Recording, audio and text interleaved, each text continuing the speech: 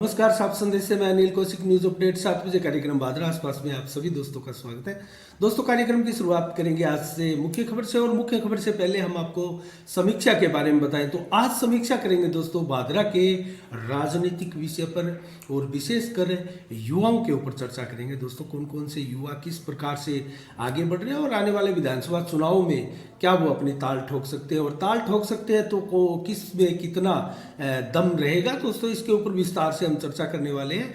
और आइए जानते हैं आज से सबसे पहले मुख्य खबर में दोस्तों हम कोरोना, ओमिक्रॉन और वैक्सीनेशन की ही खबरें लेंगे। तो दोस्तों, सबसे पहले शुरुआत करते हैं भारत में अब तक दोस्तों आज जो पिछले 24 घंटे में कोरोना के केस आए वो 6317 मामले आए हैं, और 318 लोगों की मौतें हुई है, और आज भी 2748 मामले जो है वो केरल से आए हैं, और 233 मौतें केरल से ही हुई है। और कुल मिला के कोरोना का एक प्रकार से ये स्थिर सा हो चुका है दोस्तों। ग्राफ 5, 6, 7, 8 हजार अंडर 10,000 के करीब जो कोरोना के रोजाना मामले आ रहे हैं दोस्तों।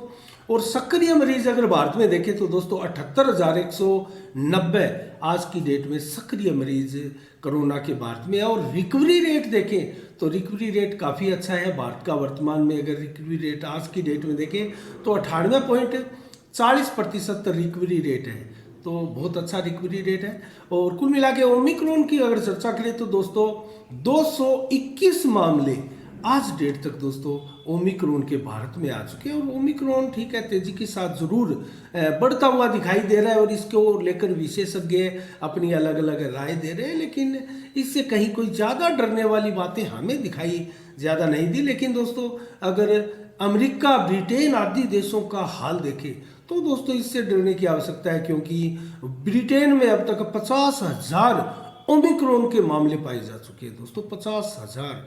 और यही हाल लगभग अमेरिका का है और कई अन्य देशों का है। तो कुल मिला के इन देशों की हालात अगर ओमिक्रॉन वेरिएंट को लेकर देखें तो कुछ डरने की आवश्यकता है। और बाइडेन का, अमेरिकी राष्ट्रपति बाइडेन का अगर एक नया हम वक्तव्य देखें तो दोस्तों उन्होंने कहा कि ओमिक्रॉन मेरी सोच से कहीं ज़्यादा अधिक रफ्तार से फैल रहा है।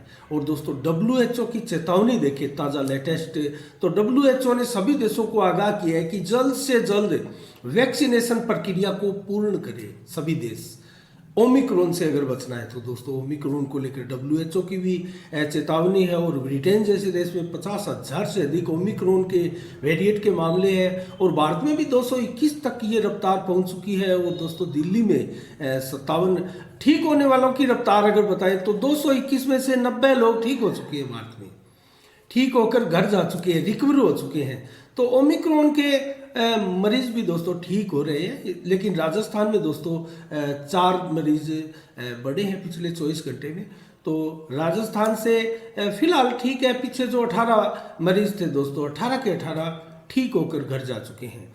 तो देखते हैं, और हमारी नज़रें लगातार इस पर बनी रहेगी। दोस्तों, आज 22 दिसंबर को क्या खास है इसके ऊपर चर्चा करें तो दोस्तों आज राष्ट्रीय गणित दिवस के रूप में मनाया गया है, और ये हर साल 22 दिसंबर को गणित दिवस के रूप में ही आज के दिन को मनाया जाता है।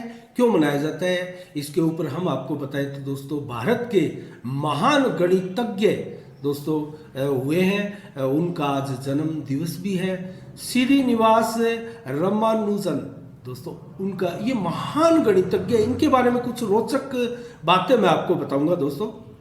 ये इनका जन्म जो है कोयम्बटूर के इरोड गांव में ब्राह्मण परिवार में हुआ है, तमिलनाडु में। दोस्तों, इनके बारे में थोड़ी सी विस्तार से मैं जानकारी दूं तो, क्योंकि आज इनका दिवस है गणितज्ञ। आज गणित दिवस जो मनाया जाता है वो इन्हीं गणितज्ञ की वजह से मनाया जाता है, और ये महान गणितज्ञ है दोस्तों। इन्होंने लगभग मैं आपको बताऊं तो 22 वर्ष की उम्र तक आते आते इन्होंने 3900 के लगभग गणित के सिद्धांत बना लिए थे, 3900 के लगभग। और दोस्तों अपनी पारिवारिक आय को दोस्तों बैलेंस करने के लिए उसको लेकर भी दोस्तों जब ये 7वीं कक्षा में खुद अध्ययनरत थे तब BA के छात्रों को ये ट्यूशन पढ़ाते थे। दोस्तों कितनी बड़ी आश्चर्यजनक बात है कि 7वीं कक्षा में स्वयं पढ़ते थे और बीए के छात्रों को ट्यूशन पढ़ाते थे। कितना जबरदस्त उनका गणित रहा होगा, इससे आप अंदाजा लगा सकते हैं। और मात्र 13 वर्ष की उम्र में रामानुजन ने दोस्तों ट्रिग्नोमेट्री की मास्टरी हासिल कर ली थी, मात्र 13 वर्ष की उम्र में।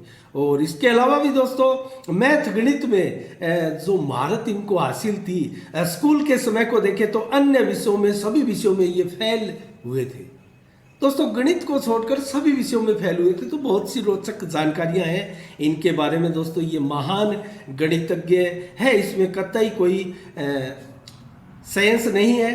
तो इसके अलावा दोस्तों 11 वर्ष की उम्र में, मात्र 11 वर्ष की उम्र में कॉलेज स्तर के सवालों का हल निकाल देते थे। कॉलेज स्तर के सवालों का हल, आप इनके दिमाग का आप आकलन करें तो किस कदर गणित विषय के अंदर इनका दिमाग जो है वो चलता था। तो दोस्तों इनकी माता का नाम जो है कोमलता अम्बल है और पिता का नाम श्रीनिवास अमेंगर है। तो दोस्तों कुल मिला के महान गणितज्ञ के बारे में आज के लिए इतना ही दोस्तों। अन्य खबरों के बारे में हम रुक करें तो दोस्तों आज हम सिर्फ समीक्षा करेंगे और भादरा के राजनीतिक विषय पर समीक्षा करेंगे और उसके बाद में आपको मंडी के भाव भी बताएंगे, मौसम का मिजाज भी बताएंगे। तो आज दोस्तों शुरुआत करते हैं, जैसा कि मैंने आपको बताया तो आज की राजनीतिक विषय पर समीक्षा हम प्रारंभ करते हैं दोस्तों। युवाओं के ऊपर हमारा फोकस रहेगा। और इससे पहले दोस्तों मैं एक जरूरी आपको सूचना दूं तो आज हमने अलग से वीडियोस बनाए हैं, कुछ वीडियोस है वो जरूर देखिएगा। एक तो जो बार संघ के चुनाव है दोस्तों 24 दिसंबर को, आज से 2 दिन बाद में जो बार संघ के चुनाव है उनको लेकर हमने वीडियोस बनाए। और जो 3 अध्यक्ष पद के दावेदार है दोस्तों, सुनील बेनीवाल, महेंद्र जांगिड और ताराचंद मोटसरा, उनके विस्तार से हमने इंटरव्यू भी लिए हैं और उनकी बातें आप जरूर सुनिएगा। उनका क्या एजेंडा है और किस प्रकार से चुनाव में वो आपस में फाइट कर रहे हैं और त्रिकोणीय टक्कर बताई जा रही है दोस्तों। इसके अलावा उपाध्यक्ष के ऊपर भी राजेंद्र सारण और जयवीर ताइल के बीच में टक्कर बताई जा रही है। तो सचिव पद पर भी दोस्तों संदीप शर्मा और खेताराम कसवा के बीच में टक्कर बताई जा रही है। और पुस्तकालय अध्यक्ष के रूप में भी आमने सामने की सीधी टक्कर है। 2 उम्मीदवार है, राजेश नेहरा और नरेंद्र पचार। तो इसके अलावा दोस्तों सचिव पद पर निर्विरोध निर्वाचित हो चुके हैं राममूर्ति ताखर और कोषाध्यक्ष पद के ऊपर मनोज बंसल पहले ही निर्विरोध निर्वाचित हो चुके हैं। उनका एक मात्र ही आवेदन प्राप्त हुआ था जिसको लेकर ये निर्विरोध निर्वाचित हो चुके हैं। तो समीक्षा से पहले आप ये वीडियो जरूर देखिएगा, मैं आपको यही बताने के लिए बताया था। तो 24 दिसंबर को बार संघ के चुनाव होने जा रहे हैं। इससे आप दोस्तों शुरुआत करते हैं राजनीतिक विषय की। भादरा के राजनीतिक विषय पर आज चर्चा करेंगे दोस्तों, क्योंकि कई ऐसे नाम दोस्तों वर्तमान में भादरा की राजनीति में आप लोग देखते होंगे, उनकी कवरेजें भी आप लोग देखते होंगे, अखबारों में भी नाम सुनते होंगे और सोशल मीडिया की कवरेजों में भी आप देखते होंगे। तो फेसबुक, व्हाट्सएप आदि सभी सोशल प्लेटफार्मों पर ये युवा जो है दोस्तों छाए रहते हैं। तो उनके बारे में हम चर्चा करेंगे। राजनीति किस प्रकार, उनका राजनीतिक भविष्य जो है वो सुनहरी है या किस कदर वो आगे प्रोग्रेस कर सकते हैं। और भादरा की जिस प्रकार की राजनीति है, क्या वो विधायक लेवल का चुनाव भी लड़ सकते हैं, वो फाइट कर सकते हैं।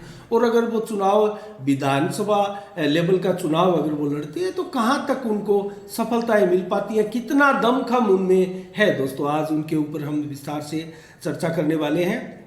और वैसे भी दोस्तों राजस्थान सरकार के 3 वर्ष का कार्यकाल पूरा हो चुका है और हमारे विधायक बलवान पूनिया का कार्यकाल भी 3 वर्ष का हो चुका है। मैं एक चीज़ आपको और जानकारी दूं तो 3 वर्ष के विधायक बलवान पूनिया के कार्यकाल पर भी हम आने वाले कुछ दिनों में विस्तार से समीक्षा करेंगे दोस्तों। 3 वर्षों में बलवान पूनिया ने क्या कार्य किया है, कितने विकास कार्य किए, किन किन गाँव में क्या क्या निर्माण कार्य किए है, कहाँ सड़कें बनाई है और कौन कौन से विकास कार्य किए। और हम थोड़ा ये कंपैरिजन भी करेंगे अन्य विधायकों के साथ जो कि आज तक हुए हैं, उन्होंने कितने विकास कार्य कराए हैं। लगभग 20 वर्षों का कंपैरिजन हम करने वाले हैं। बलवान पूनिया के ऊपर पूरे 3 वर्ष के कार्यकाल की ये समीक्षा हम करेंगे। तो इसके अलावा दोस्तों आज जो समीक्षा का हमने विषय चुना है राजनीति को, वो इसलिए चुना है कि युवा लगातार लगे। तो दोस्तों वो कौन कौन से युवा है जो बादरा की राजनीति में छाए हुए हैं और भविष्य की राजनीति का आधार बनाते हुए दिखाई दे रहे हैं। एक बिंब खड़ा करने का प्रयास कर रहे हैं, एक राजनीतिक आधार, ठोस जनाधार के रूप में तैयार करने में जुटे हैं दोस्तों। उन युवाओं में सबसे पहले अगर मैं नाम लूँ तो दोस्तों बजरंग सहारण का नाम है। बजरंग सहारण एक दोस्तों पिछले काफ़ी दिनों से मैं कहूँ तो 10 वर्षों से वो पिछले राजनीति में, बादरा क्षेत्र की राजनीति में सक्रिय है और पिछले काफ़ी दिनों से दोस्तों उन्होंने घोषणा भी कर दी है कि विधानसभा का चुनाव वो फाइट करेंगे पिछले काफ़ी दिनों से। और उसके बाद में दोस्तों वो गांव-गांव जनसंपर्क का अभियान पर निकले हैं, घर घर संपर्क कर रहे हैं, छोटी मोटी नुक्कड़ सभाएं भी आयोजित कर रहे हैं। तो दोस्तों अपना जनाधार लगातार बढ़ाते हुए बजरंग सहारण को हम देख सकते हैं। और बजरंग सहारण एक दोस्तों अपनी शख्सियत में उन्होंने सुधार किया है। और जैसा कि बजरंग सहारण का जब पदार्पण हुआ था 10 वर्ष पूर्व है, तो दोस्तों कुछ खामियां थी, चर्चाओं का विषय भी थी, तो हम उसके ऊपर भी विस्तार से ही बात करेंगे। क्योंकि बजरंग सहारण जब उनकी वक्ता शैली बहुत शानदार और अलग हटकर दोस्तों सबसे अलग हटकर थी, क्योंकि वो बहुत पढ़े हुए और सुलझे हुए एक बहुत बुद्धिजीवी के अनुरूप दोस्तों आचरण करते हुए अपनी वक्ता शैली में जो चीज़ें शुमार करते थे दोस्तों, वो चीज़ें हमारे जितने भी वक्ता बादरा क्षेत्र में आज तक राजनीतिक क्षेत्र से हुए हैं दोस्तों, उनसे अलग बजरंग सहारण की ये वक्ता शैली थी। और उनमें क्या जो लोगों को खटकती थी दोस्तों एक चीज़ ये थी कि बजरंग सहारण जो है वो बहुत स्पीड के साथ, तेजी के साथ बोलते थे, तो कई बार उनके शब्द भी जो है वो समझ में नहीं आते थे। प्रारंभ की बात मैं आपको बताऊं तो बजरंग सहारण की दोस्तों, और एक जगह स्थिर होकर वो संबोधन ना करने की भी उनकी एक अलग विशिष्ट पहचान के चलते भी दोस्तों वो एक चर्चा का विषय रहते थे। तो उसका क्या नकारात्मक या सकारात्मक प्रभाव पड़ा इसके ऊपर तो हम नहीं जानना चाहते, लेकिन वर्तमान में काफ़ी समय से उन्होंने अपने आप में बहुत तेजी के साथ सुधार किया है दोस्तों, अपनी वक्ता शैली में भी और दोस्तों क्षेत्र की समस्याओं को समझने में भी और क्षेत्र की राजनीति को परखने में भी जो बजरंग सहारण ने एक अपनी मजबूत इच्छा शक्ति का जो है प्रदर्शन किया है, वो वाकई काबिल तारीफ है। और बहुत सा सुधार भी उन्होंने वक्ता शैली में किया है दोस्तों। आज जब वो कहीं अपना संबोधन करते हैं तो बहुत प्रभावशाली संबोधन करते हैं और अलग ही प्रभाव छोड़ते हुए भी प्रतीत होते हैं। तो वो एक अनूठे मैं बताऊं तो आपको वक्ता भी है और दोस्तों विधानसभा क्षेत्र की समस्याओं की समझ भी उनको है, तो एक संपन्न परिवार से भी है मैं आपको बताऊं तो। और लगातार जिस कंडीशन में, जिस स्थिति में और जिस शक्ति के साथ कार्यकर्ताओं की टीम बनाकर वो इस राजनीतिक प्लेटफार्म पर दोस्तों प्रयासरत है, उसके लिए काफ़ी संभावनाएं उनके लिए बनती है। और ये संभावनाएं उनको विधानसभा चुनाव में फाइट करने के लिए भी दोस्तों कहीं ना कहीं उनको काबिलियत प्रदान करती हैं। और ये काबिलियत दोस्तों बजरंग सहारण ने पिछले 10 वर्षों में संघर्ष के दौरान बनाई है और बादरा की क्षेत्र की समस्याओं को समझते हुए भी बनाई है। तो बजरंग सहारण एक ऐसा नाम है जो आने वाले समय में राजनीतिक क्षितिज पर दोस्तों छाएगा और चुनाव भी लड़ेंगे, ये घोषणा भी कर चुके हैं। तो किसको नुकसान पहुंचाएंगे, किस पार्टी की टिकट पर चुनाव लड़ेंगे या निर्दलीय के रूप में लड़ेंगे, ये तो भविष्य के गर्भ में है। लेकिन अच्छी संभावनाएं बजरंग सहारण द्वारा पेश की जा रही है क्षेत्र में और लोग उसी अनुरूप जो है उनको स्वीकार भी कर रहे हैं। उनकी स्वीकार्यता भी धीरे धीरे बादरा की राजनीति में बढ़ती जा रही है। तो इससे बजरंग सहारण को हम नंबर 1 पर लेते हैं नए युवाओं में जो आगे बढ़ने वाले हैं राजनीतिक प्लेटफॉर्म पर दोस्तों। इसके अलावा दूसरा नाम हम लेते हैं कार्तिक डूडी का दोस्तों, जो कि जसवंत डूडी के पुत्र हैं। और कार्तिक डूडी दोस्तों जसवंत डूडी का नाम दोस्तों हमने इसलिए लिया क्योंकि जसवंत डूडी ने किसी समय विधानसभा का चुनाव भी लड़ा था दोस्तों, फाइट भी किया था और मुख्य रनर भी रहे थे। और ऐसे धुरंधर राजनीतिज्ञ थे जसवंत डूडी दोस्तों, उनके पुत्र हैं। तो दोस्तों उनमें राजनीतिक गुण तो है और राजनीतिक परिवार से ही हम इनको मान सकते हैं। बेशक बजरंग सहारण को हम राजनीतिक परिवार से ना माने, उन्होंने जितना भी अर्जित किया है राजनीतिक प्लेटफॉर्म अपने दम खम के साथ स्वयं के दम पर किया है। तो कार्तिक डूडी दोस्तों एक राजनीतिक परिवार से बिलोंग करते हैं और उनमें क्या संभावना है, एक पढ़े लिखे दोस्तों तेज तर्रार वक्ता है, शानदार वक्ता है कार्तिक डूडी। तो कार्तिक के डूडी भी दोस्तों कितनी संभावनाएं हैं दोस्तों, चुनावी मैदान में एक प्रकार से लगातार लगे हैं अभी से ही और ताल ठोक चुके हैं आज से ही। और बहुत पहले ही उन्होंने घोषणा कर दी थी कि मैं विधानसभा का चुनाव लड़ूंगा इस बार, और किस रूप में लड़ूंगा ये आगे तय करेंगे, लेकिन हर हाल में चुनाव लड़ूंगा, ये घोषणा कार्तिक डूडी द्वारा पहले ही कर दी गई थी। तो लगातार दोस्तों भादरा की राजनीति में छाए हर छोटा मोटा मुद्दा जो भी हो, फिलहाल जो किसानों का यूरियाओं से संबंधित समस्याओं का मुद्दा था दोस्तों, उसमें भी हमने कार्तिक डूडी को आगे देखा था। और ये नहीं किसी भी समस्याओं को आप देखिए, बजरंग सहारण को और कार्तिक डूडी को आप बराबर राजनीतिक प्लेटफॉर्म पर पाएंगे। तो कार्तिक डूडी दूसरा ऐसा चेहरा है दोस्तों बजरंग सहारण के बाद में जो संभावनाएं जगाते हैं।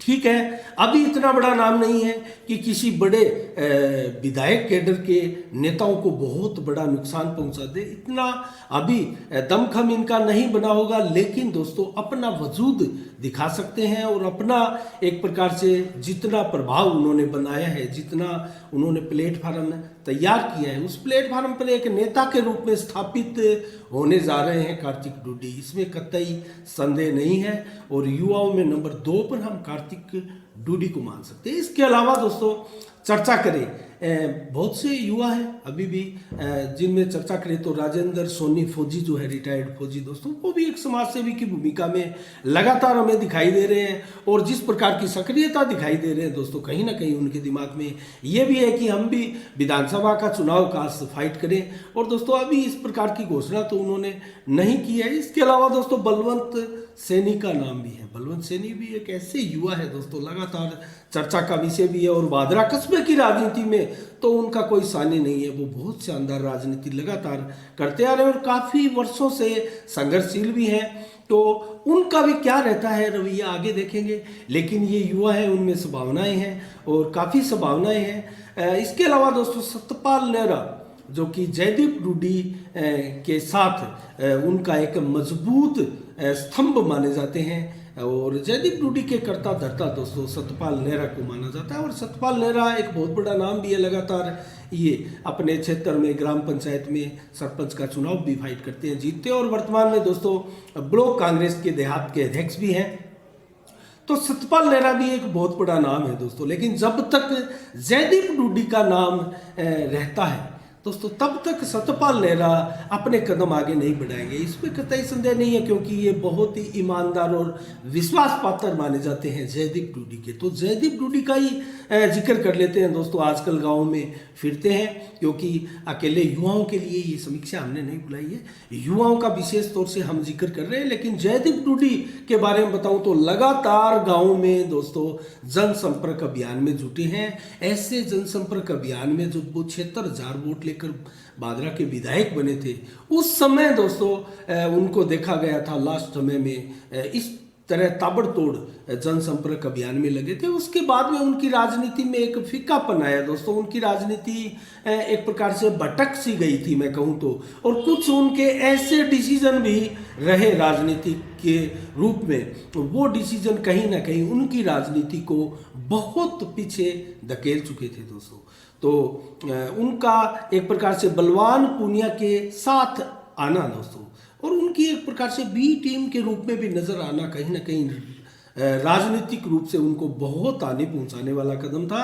लेकिन अब उनको लगता है राजनीतिक समझ विकसित कर ली है उन्होंने और ये वो भली भांति समझ चुके हैं कि बलवान पुनिया की बी टीम के रूप में वो आगे कुछ नहीं कर पाएंगे। अपना वजूद अगर बनाए रखना है चौधरी लालचंद डूडी की ढाणी के वोटों को बरकरार रखना है और उनके रुतबे को बरकरार रखना है, और स्वयं विधायक रहे हैं, अपने रुतबे को अगर बरकरार रखना है तो अपना अलग से वजूद बनाकर रखना भी होगा और निरंतरता उसमें लानी होगी दोस्तों, क्योंकि निरंतरता का अभाव पीछे जयदीप डूडी ने एक गैप के दौरान खो दिया था, जो कि अब दोबारा अपनी खोई हुई जमीन को तलाश करते हुए हमें दिखाई देते हैं। तो अभी अगर कहें तो कांग्रेस के जितने चेहरे हैं, डॉक्टर सुरेश चौधरी है, पूर्व विधायक भी रहे और पिछली बार उनको टिकट भी कांग्रेस की तरफ से दी गई थी, 37,000 वोट भी उनको आए थे दोस्तों। शोभा सिंह डूडी है, दयानंद बेरवाल भी है, इसके अलावा भीम सिंह बेनीवाल, शेर सिंह बेनीवाल, शेर सिंह गोस्वामी आदि अनेकों नाम है दोस्तों। कांग्रेस अलग अलग टुकड़ों में यहाँ बटी हुई दिखाई देती है, लेकिन सबसे ज़्यादा फ्रंट फुट पर अग्रिम पंक्ति में अगर कोई कांग्रेसी सक्रियता के मामले में दिखाई देता है तो वो जयदीप डूडी को ही हम मान सकते हैं, क्योंकि जयदीप डूडी दोस्तों फिलहाल लगातार गांव में हमें सोशल मीडिया के माध्यम से भी इसकी खबरें मिलती रहती है, तो जयदीप डूडी एक बड़ा नाम है, इसमें कतई संदेह नहीं है।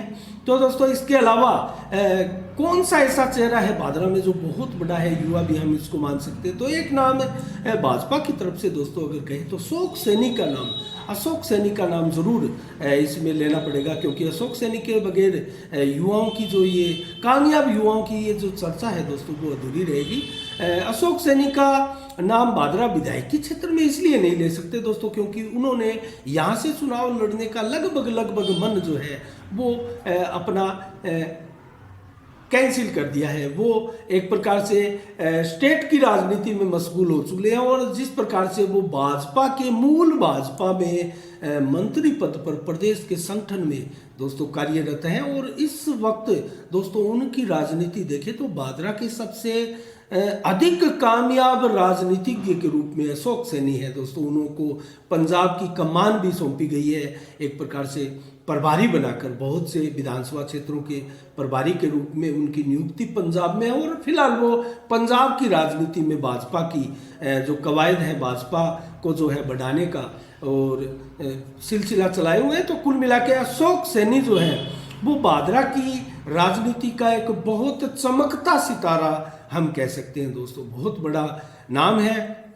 और अगर वक्ता शैली अशोक सैनी की कहे तो दोस्तों उनका 25 वर्षों का राजनीतिक कैरियर हो चुका है, और उनके जैसा वक्ता फिलहाल दोस्तों भादरा की राजनीति ही नहीं राजस्थान की राजनीति में भी उनके जैसा वक्ता जो है वो बहुत कम आपको मिलेगा। इतना साफ सुथरे और शुद्ध शब्दों वाले और प्रभावशाली शब्दों वाले, और दोस्तों मैं सही अगर राजनीति की व्याख्या करूं तो जनता के ऊपर पकड़ स्थापित करके बोलने वाले दोस्तों ये एकमात्र राजनीतिज्ञ हमें दिखाई देते हैं, और भादरा में फिलहाल ऐसा कोई राजनीतिज्ञ हमें दिखाई नहीं देता जिनकी जन जन पर पकड़ हो दोस्तों, और जनता के मूड को भांपते हुए उनको उनके सिस्टम को देखते हुए उनको दोस्तों बोरिंग ना हो, और वो क्या चाहते हैं, किस प्रकार की बातें वो चाहते हैं, और उनसे किस विषय की मीटिंग पर किस विषय पर बात की जाए दोस्तों, और शब्दों का उनके पास